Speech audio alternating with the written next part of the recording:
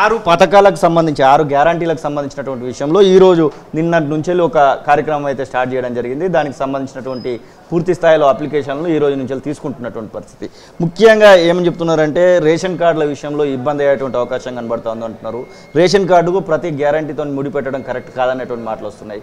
ఈ సంగారెడ్డి వరకు చూసుకుంటే ఎట్లా కనబడుతుంది అంటే సంగారెడ్డి అయినా రాష్ట్రమైనా బయట రేషన్ కార్డు అనంటే టోటల్గా పేదవాడికి. పేదవాళ్ళంటే రైతులు పేదవాళ్ళే. ఇప్పుడు డబ్బున్నవాడు వైట్ రేషన్ కార్డు అడగడు కదా, వాళ్ళకి ఏం అవసరము వాళ్ళు అడగరు, సమస్య లేదు ఇది. ఇప్పుడు అందుకే ఓపెన్గా రాష్ట్ర ముఖ్యమంత్రి రేవంత్ రెడ్డి గారు ఓపెన్గా ఈ 9 రోజులు స్పెషల్ ఆఫీసర్లను పెట్టి అధికారులను గ్రామాలకు బస్తీలకు పంపించి వాళ్ళే ప్రజలే అప్లికేషన్ పెట్టుకునే ఒక అవకాశాన్ని ఇప్పుడు ఈ 9 రోజులు ఇవ్వడం జరిగింది.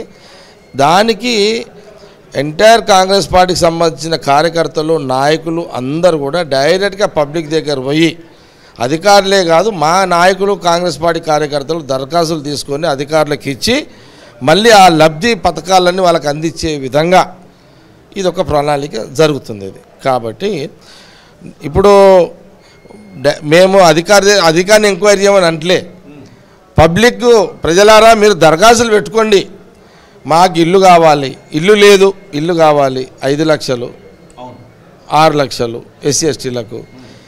ఒక ఇంట్లో గృహిణి ఉంది, పెళ్ళయింది, ఆ ఇంట్లో 2 కొడుకులు ఉన్నారు, 2 కోడళ్ళు 2 భార్యలు, ఆ ఇంటికి వాళ్ళిద్దరికి వస్తుంది, వాళ్ళు దరఖాస్తు పెట్టుకుంటారు.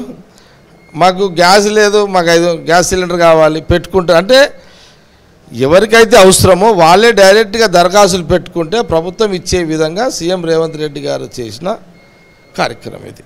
ప్రజావాణి విషయంలో మీరేం కామెంట్ చేస్తారు?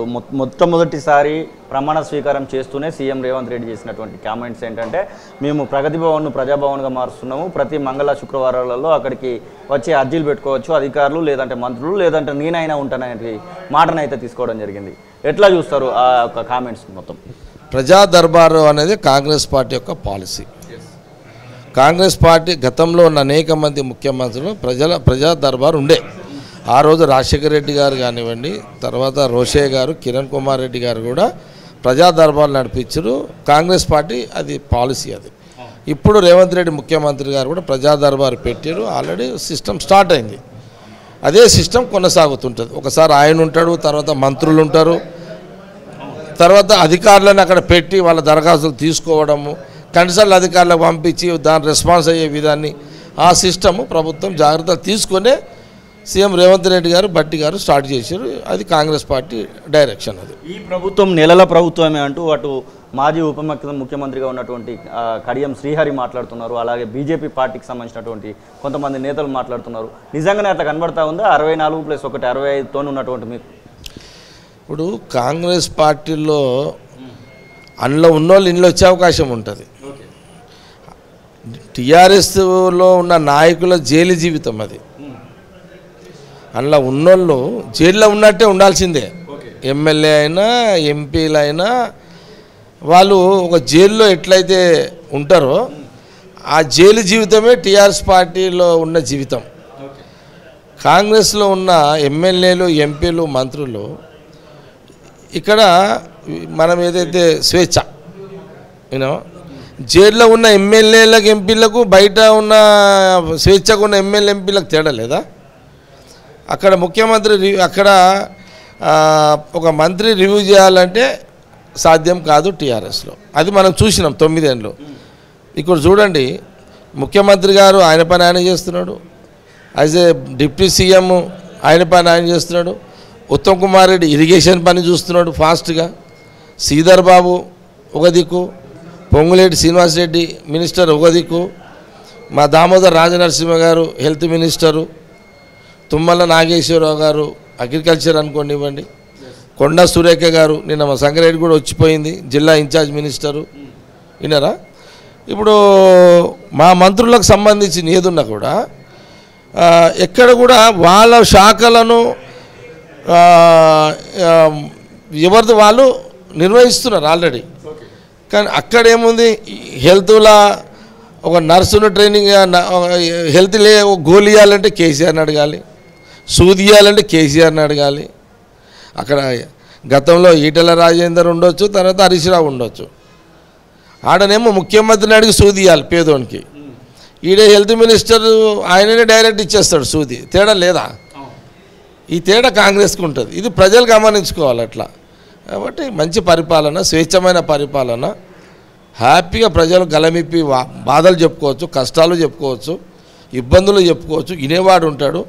మా దగ్గర గల్లీ లీడర్ కూడా పట్టుకొని ఎమ్మెల్యే గల్లీ లీడర్ కూడా డైరెక్ట్గా మంత్రి దగ్గర పోతాడు, ముఖ్యమంత్రి దగ్గర పోతాడు. మా దగ్గర కాంగ్రెస్ పార్టీలో ఉన్న అడ్వాంటేజ్ అది. ఆడ ఎమ్మెల్యేలు మంత్రులే పోరు కదాడా టీఆర్ఎస్లో. తేడా లేదా? చాలా తేడా ఉంటుంది. సెక్రటరియట్కో లేకపోతే ఆ ప్రజాభవన్ ఇప్పుడు బట్టి విక్రమార్క ఉంటున్నారు, ఎప్పుడు పోబోతున్నారు మీరు మొదటిసారి ఎప్పుడు అడుగు పెట్టబోతున్నారు అక్కడ? కాంగ్రెస్ పార్టీ అధికారం వచ్చిన తర్వాత 10 ఏళ్ళ తర్వాత మళ్ళీ సెక్రటరియట్ కలకలలాడుతున్నది. మళ్ళీ కలకలలాడుతున్నది. నేను అనుకుంటా ఆడ బెంచీలు గించులు ముద్దుబారిపోయి ఉంటాయి సెక్రటరియట్లో. సెక్రటరియట్లో ఆ బల్లలు, ఆ కుర్చీలు, ఆ ఫైల్స్ ముద్దుబారిపోయి ఉంటాయి అవన్నీ. ఏది 9 ఏళ్ళ పరిపాలనలో. ఇప్పుడు దానికి జీవము స్టార్ట్ అయింది ఆ ఫైళ్ళకు, ఆ టేబుల్లకు సెక్రటరియట్లో. ఇప్పుడు చూడు మా మంత్రులంతా రివ్యూస్ డైలీ గంటలు రివ్యూస్.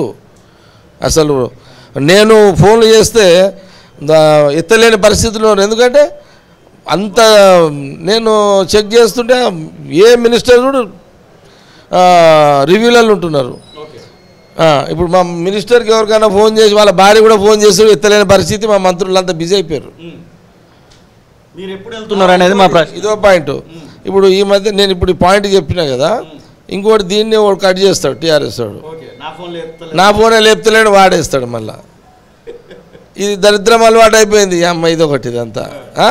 నేను చూసినా మొన్న, మేము కొంత ఏదైనా చెబితే అలా తుకడా చేస్తున్నారు దాన్ని.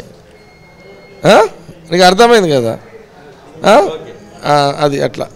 మీరు ఎప్పుడు వెళ్తారు అనేది మా ప్రశ్న. మీరు సెక్రటరియట్లో లేకపోతే ప్రగతి భవన్, ప్రజాభవన్లో ఎప్పుడు వెళ్ళి మీరు అక్కడ మొత్తం విజిట్ చేయడమో లేకపోతే చూడడమో ఎప్పుడు చేయబోతున్నారు అంటున్నాను.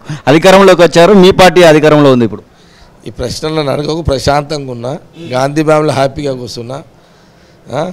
ఈడ మా సీనియర్ నాయకులు చాలామంది ఉన్నారు, వాళ్ళ సోపతి నేను కూర్చుంటా. ఈడ మేము కుమారన్న, ప్రేమ్ భాయ్, మా కుమారన్న చాలామంది ఉన్నారు ఈడ. వాళ్ళ సోపతి కూడా నేను కూర్చుంటే ఈడ ఏం ఇబ్బంది లేదు, హ్యాపీగా ఉన్నా. మేమంతా పార్టీలలో పనిచేస్తుంటాం, నో ప్రాబ్లం.